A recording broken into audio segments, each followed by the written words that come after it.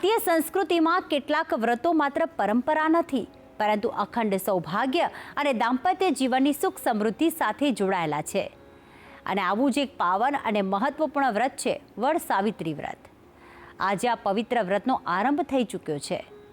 ત્યારે સાવિત્રીના અડગ સંકલ્પ, પતિ પ્રેમ અને ભક્તિના કારણે આ વ્રતનું વિશેષ મહત્વ માનવામાં આવે છે. તો આવું જાણીએ વડ સાવિત્રી વ્રતની પૂજા વિધિ, તેની કથા અને આ વ્રતથી પ્રાપ્ત થતા શુભ ફળ વિશેની ખાસ વાત. માર્ગદર્શન આપશે ગુરુજી પ્રફુલભાઈ પંડ્યા.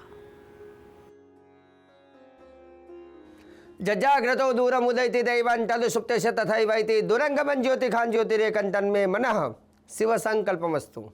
જય ભગવાન મિત્રો, હું છું પ્રફુલભાઈ પંડ્યા. ભક્તિ સંદેશ કાર્યક્રમની અંદર આપનું સ્વાગત છે. દર્શક મિત્રો, આજે મારે વાત કરવી છે વડ સાવિત્રીના વ્રત વિશે. આજથી વડ સાવિત્રીનું વ્રત પ્રારંભ થાય છે. વડ સાવિત્રીનું વ્રત જે છે ખાસ કરીને 3 દિવસ લોકો કરતા હોય છે, કોઈ 5 દિવસ કરતા હોય છે, કોઈ 1 દિવસ કરતા હોય છે. પણ વડ સાવિત્રીનું વ્રત જે છે એનું શાસ્ત્રમાં પ્રમાણ શું છે? વડ સાવિત્રીનું વ્રત કરવાથી ફાયદો શું થાય છે? અને શાસ્ત્ર એવું કહે છે કે વડ સાવિત્રીનું વ્રત કઈ રીતે કરવું જોઈએ. તો પહેલું તો પ્રમાણ જાણી લઈએ કે પ્રમાણ શાસ્ત્રનું છે. કુલસ્ત્રીનામ વ્રતમ દેવ, કુલસ્ત્રીનામ વ્રતમ દેવ મહાભાગ્યમ તથૈવ ચ અવૈધવ્યમ કર સ્ત્રીણામ પુત્ર પૌત્ર પ્રદાયકમ. એવું કહેવાય છે કે બહેનો આ વ્રત કરતા હોય છે, અને બહેનો આ વ્રત કરવાથી બહેનો માટે આ વ્રત મહાભાગ્યમ તથૈવ ચ, આ વ્રત બહુ જ મહત્વનું છે. જો કે બીજા બધા વ્રત મહત્વના જ છે, પરંતુ વડ સાવિત્રીનું વ્રત બહુ જ મહત્વનું છે બહેનો માટે. એટલે બહેનો ખાસ કરીને 13થી માંડીને પૂનમ સુધી આ વ્રત કરતા હોય છે. આ વ્રત કરવાથી ફાયદો શું થાય? અવૈધવ્યમ કરસ્ત્રીનામ. અવૈધવ્યમ, અવૈધવ્ય એટલે વૈધવ્ય. વૈધવ્ય એટલે કે જે વ્યક્તિની કુંડલીમાં, એટલે મતલબ જે બેનની કુંડલીમાં કદાચ વૈધૃતિ યોગ હોય, વૈધવ્ય યોગ હોય, તો એવું કહેવાય છે કે આ વ્રત કરવાથી અવૈધવ્યમ કરસ્ત્રીનામ પુત્ર પૌત્રમ પ્રદાયકમ. શાસ્ત્ર કહે છે, મારી વાત ઉપર વિશ્વાસ ન કરવો, પરંતુ શાસ્ત્ર ઉપર કરવો. શાસ્ત્ર કહે છે કે જે બેન આ વ્રત કરે છે એને અવૈધવ્યમ કરસ્ત્રીનામ, એનું વૈધવ્યમાંથી મુક્તિ મળે છે, અને પુત્ર પૌત્ર પ્રદાયકમ, તેને પુત્ર અને પૌત્રની પ્રાપ્તિ થાય છે, એવું શાસ્ત્ર કહે છે. જેથી બહેનો આ વ્રત કરતા હોય છે. હવે બહેનોએ આ વ્રત કરવું ફરજિયાત એટલે હોય છે કેમ કે શાસ્ત્રમાં આનું આખી કથા લખેલી છે, વડ સાવિત્રીના વ્રતની કથા. તો હું કહીશ કે આ વ્રત બહેનોએ ચોક્કસ કરવું. પતિના આયુષ્ય માટે, એમના આરોગ્ય માટે, ચૂડી ચાંદલો અખંડ રહે તે માટે. જેઠ મહિનાની ત્રયોદશી એટલે કે 13થી માંડીને પૂનમ સુધી કરવામાં આવે છે. બહેનોએ સોલે શણગાર સજી અને વડની પૂજા કરવી જોઈએ. વડની પૂજા સાથે સાથે યમરાજ, યમ એટલે જે જીવને નિયમમાં રાખે તે યમ કહેવાય, અને ધર્મરાજ જે ધર્મનું રક્ષણ કરે છે એને ધર્મરાજ કહેવાય. એવું કહેવાય છે કે બહેનોએ આ વ્રત કરવું ત્યારે કઈ વાતનું ધ્યાન રાખવું? તો કે પહેલાં તો કે વડની સામે તમે બેસી અને એક પાન ઉપર 3 સોપારી મૂકી ભગવાન ગણેશજીની પૂજા કરવી. કેમ કે કોઈ શુભ કાર્ય શું સર્વદા કોઈ પણ કામ કરીએ પહેલાં ગણપતિની પૂજા કરવી જ જોઈએ.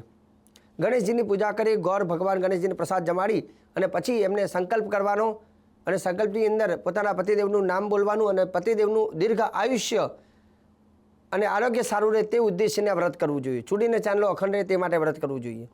વડની પૂજા કરવાની, કેમ કે વડની અંદર સાવિત્રીની પૂજા કરવાની છે. વડ મધ્યે સાવિત્રી દેવીની પૂજા કરવાની છે.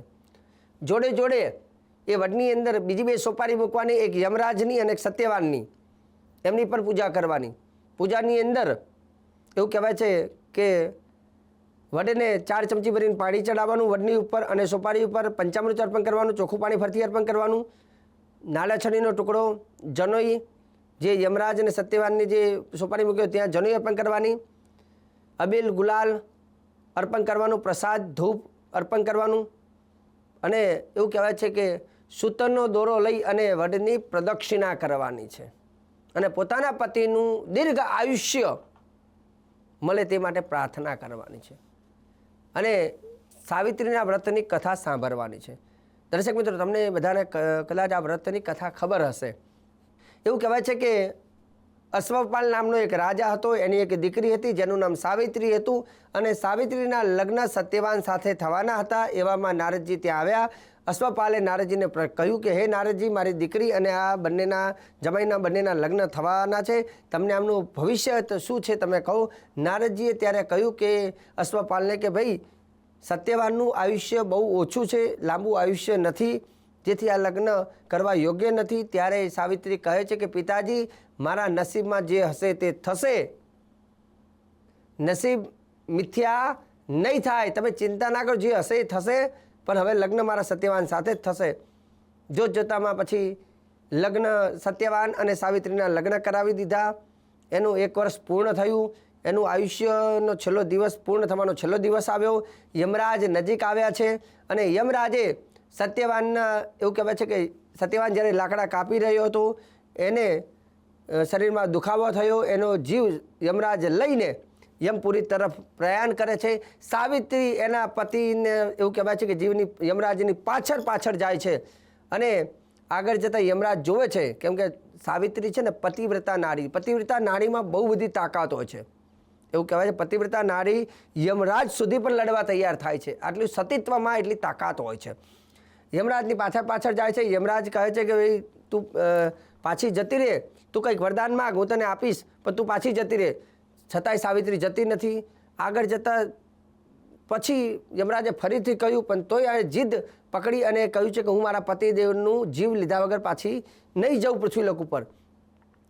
એવું કરતાં કરતાં પછી સાવિત્રીએ યમરાજના ઘણા બધા વખાણ કર્યા અને વખાણથી યમરાજ પ્રસન્ન થયા. અને એવું કહેવાય છે કે યમરાજે સાવિત્રીને કહે છે કે આ દુનિયામાં ક્યારેય યમરાજના પાસમાંથી કોઈ જીવ છૂટ્યો નથી, પણ હે સાવિત્રી, હું તારા ઉપર પ્રસન્ન થયો છું, કેમ કે તારું સતીત્વ અને તારી અખંડ ભક્તિ અને પતિવ્રતા જે સતીત્વના કારણે હું પ્રસન્ન છું, અને જ્યાં તારા પતિદેવનું આયુષ્ય જે જીવ છે એને હું પાછો આપું. એટલે યમરાજે ખુદ સાવિત્રીને એના પતિદેવના આયુષ્યને પાછો આપ્યો. એટલે પતિદેવને યમરાજના પાસમાંથી છોડાયો છે. કોને? તો કે સાવિત્રીએ. તે દિવસે એવું કહેવાય છે કે સાવિત્રી અને સત્યવાનની પૂજા થાય છે. જોડે જોડે યમરાજની પૂજા એટલે કરવામાં આવે છે કેમ કે યમરાજની પૂજા કરવાથી પણ એવું કહેવાય છે કે આયુષ્યમાં કોઈ મોટી તકલીફ હોય, અકસ્માત દુર્ઘટના હોય તો એમાંથી મુક્તિ મળે છે. અને બહેનો વ્રત કરે છે અને વૈધવ્યમાંથી મુક્તિ મળે છે. વડની પૂજા એટલે વડમૂલે સ્થિતો બ્રહ્મા વડ મધ્યે જનાર્દન વટાગ્રે તું શિવ દેવ સાવિત્રી વટ સંસ્કૃતા. આ વટની અંદર સાવિત્રી દેવીનું પૂજન કરવામાં આવે છે. જેમ આપણા ધર્મની અંદર પીપળના વૃક્ષનું જેટલું મહત્ત્વ છે એટલું મહત્ત્વ વડના વૃક્ષનું પણ રહેલું છે. તો 3 દિવસ એવું કહેવાય છે કે આ વડની અંદર બ્રહ્મા, વિષ્ણુ, મહેશ, સાવિત્રી અને સમસ્ત દેવી દેવતાઓ જેઠ મહિનાની 13થી પૂનમ સુધી આની અંદર બિરાજમાન હોય છે. અને જે બહેનો આ વડની પૂજા કરે છે, સમસ્ત દેવી દેવતાઓ એને આશીર્વાદ આપે છે. અને જોડે જોડે કુલ સ્ત્રીનામ રથમ દેવ મહાભાગ્ય તથૈવ ચ અવૈધવ્યમ કર સ્ત્રીનામ, એનું વૈધવ્યપણું એના જીવનમાં હોય તો નષ્ટ થાય છે. ચૂડી અને ચાંદલો એનો અખંડ રહે છે. જેથી આ વ્રત ખાસ કરીને કરવામાં આવે છે. વ્રતના નિયમ મુજબ આ વ્રત ત્રયોદશીથી પૂનમ સુધી હોય છે. બ્રહ્મચર્યનું પાલન કરવું અને આ 3 દિવસ દરમિયાન ઉપવાસ કરી અને વડની પૂજા કરવી જોઈએ. એવું કહેવાય છે કે આ 3 દિવસ દરમિયાન અક્રોધનાહ શૌચપરાહ સતતમ બ્રહ્મચારીભિ દેવ ધ્યાન પ્રસન્ન મનસ સદા. બહેનોએ કઈ વાતનું ધ્યાન રાખવાનું? તો કે અક્રોધનાહ. આ 3 દિવસ જે છે એમાં ક્રોધ ન કરવો જોઈએ, પવિત્રતા જાળવવી જોઈએ, શક્ય હોય એટલું સાવિત્રી દેવીનું સ્મરણ કરવું જોઈએ અને વડની પૂજા કરવી જોઈએ. વિશેષમાં તમને કદાચ એવું લાગે તો વડની સમક્ષ જેટલું શક્ય હોય એટલું વધારે તમારે આસન ઉપર બિરાજમાન થઈ અને ઓમ સાવિત્રીય નમઃ, ઓમ સાવિત્રીય નમઃ મંત્રોનો જપ તમે કરી શકો. કેમ કે આ 3 દિવસ બહુ શક્તિશાળી છે. 13, 14 અને પૂનમ આ 3 દિવસમાં પૂજાનો મહિમા વિશેષ રહેલો છે. તો આજે ભક્તિ સંદેશ કાર્યક્રમની અંદર વડ સાવિત્રીના વ્રતનો આરંભ થયો છે, જેથી આજે વડનું મહત્ત્વ અને પૂજા વિધિ વિધાન અને એની કથા વિશેની મેં જાણકારી આપી છે. આગળ પણ હું ભક્તિ સંદેશ કાર્યક્રમમાં હું પ્રફુલ્લ પંડ્યા તમને આવી જ જાણકારી, શ્રેષ્ઠ જાણકારી, સુંદર જાણકારી રોજે રોજ આપતો રહીશ. કાર્યક્રમ જોવાનું ચૂકતા નહીં. મને આપી દો રજા. જય ભગવાન.